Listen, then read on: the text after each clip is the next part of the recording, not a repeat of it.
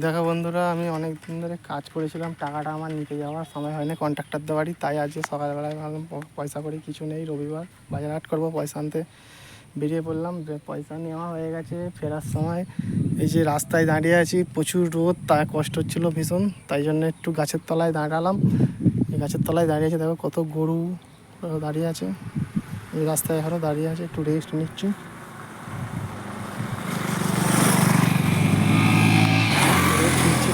পরে আবার যাবো, কারণ আমার বাড়ি থেকে যেখানে আমি কন্ট্রাক্টরদের বাড়ি না হলেও 7 থেকে 8 কিলোমিটার হবে। আমি হাফ রাস্তায় এসে দাঁড়িয়ে আছি, ভীষণ গরম, কষ্ট হচ্ছে, তাই জন্য দাঁড়ালাম।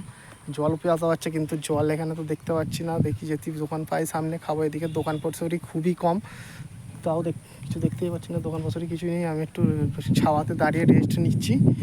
দেখো কত গরুগুলো ক্লান্ত হয়ে গেছে, তাই জন্য সব ছাওয়ায় আছে। কি সুন্দর জায়গা দেখো, চারিদিকে ওয়েদারটা, প্রকৃতিটা কত সুন্দর। ঠিক আছে বন্ধু, টাটা, আছে অবধি, আবার পরে ভিডিও আসছি।